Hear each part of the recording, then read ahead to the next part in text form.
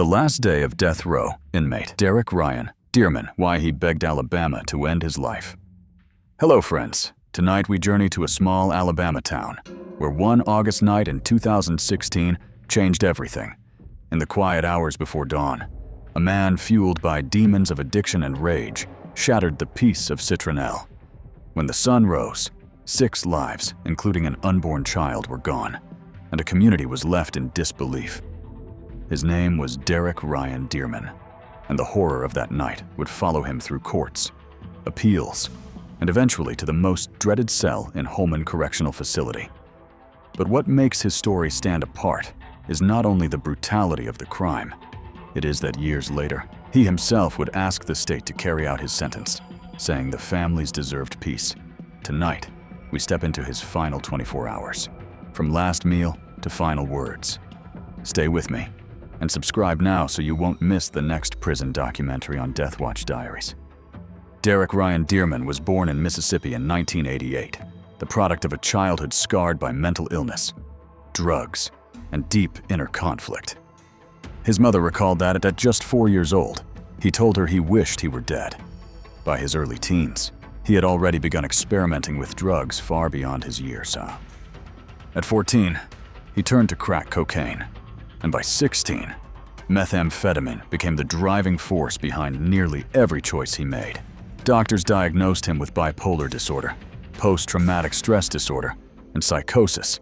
He described feeling as if someone else was driving his mind, a passenger in his own body. Institutions tried to help, but the help never lasted. By his 20s, Dearman's life was unraveling faster. He was erratic, impulsive, and violent. His relationship with a young woman named Lanita Lester became central to both his downfall and his motive. Their relationship was toxic, fueled by jealousy, paranoia, and constant arguments. Lanita eventually fled to Alabama, seeking safety with her brother in Citronelle, but Derrick could not let her go. He stalked her, made threats, and under the influence of meth, those threats turned into commands from voices only he could hear. On the night of August 20th, 2016, Derrick approached a house on Jim Platt Road, where Lanita was staying with family and friends. The home was filled with people Joseph Turner, his wife Shannon Randall, a young couple named Chelsea and Justin Reed, and their friend Robert Brown. Chelsea was 5 months pregnant. Hours earlier, someone had already called 911 after spotting Derrick lurking outside. Police searched but found nothing and left. Tragically, it would be their last chance to prevent what came next.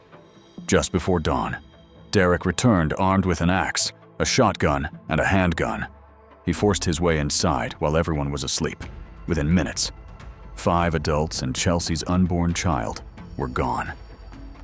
The violence was swift, overwhelming, and absolute. None of the victims stood a chance. He then forced Lanita and a baby into a car, drove across the state line to Mississippi, and held them briefly before surrendering at the Greene County Sheriff's Office. Hours later, Alabama authorities confirmed the unimaginable 6 lives had been taken in a single night. The case against him was overwhelming. Derrick confessed freely, blaming methamphetamine and hallucinations, saying he felt as though someone else had been controlling him. In court, prosecutors laid out the facts with brutal clarity: the weapons found at the scene, the victims' bodies discovered as they slept, the trail of destruction left behind. In 2017, he was indicted on 6 capital charges, along with kidnapping and burglary.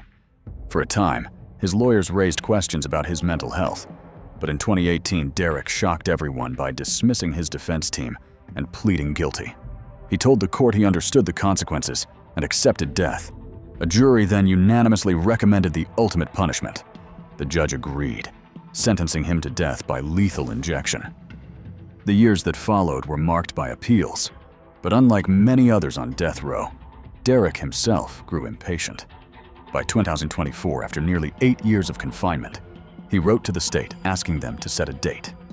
He said it wasn't right to drag it out, that the families of his victims deserved closure. It was one of the rare times a man on death row asked for his own execution to be expedited. That date was set October 17th, 2024 at Holman Correctional Facility. And so, we arrive at his final 24 hours.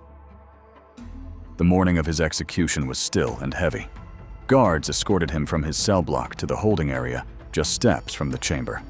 Those who saw him said he appeared calm, almost resigned, as if each step was one he had rehearsed in his mind countless times. For a man who had lived through chaos, his final hours seemed strangely orderly. By mid-afternoon, prison officials allowed visits. Derrick's father, sister, 2 young sons, and spiritual advisor, Reverend Jeff Hood, were brought in.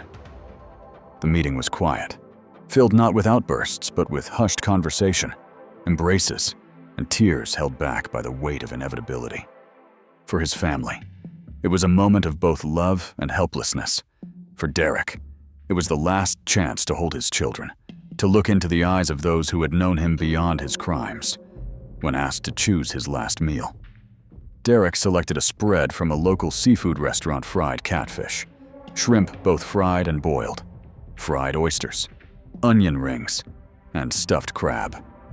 It was indulgent, but rooted in Southern tradition, a plate that reflected not just hunger, but ritual, comfort, and perhaps one final memory of normal life beyond steel bars.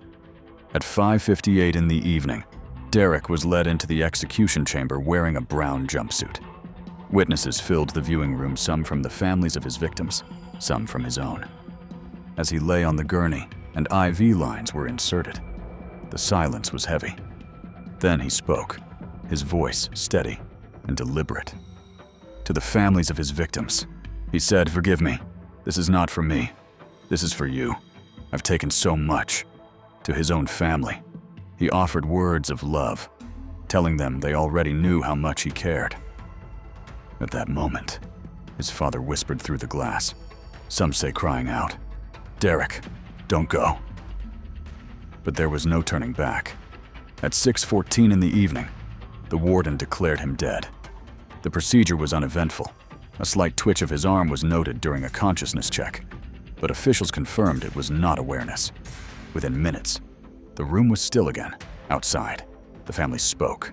Some expressed that nothing could undo their loss, that the execution brought no closure. One father said their family would suffer for the rest of their lives.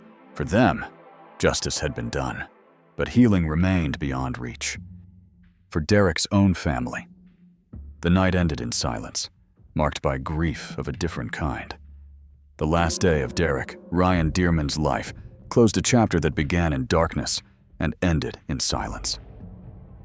For the families in Citronelle, nothing about October 17th, 2024 could erase the night that took 6 lives and left their homes forever changed.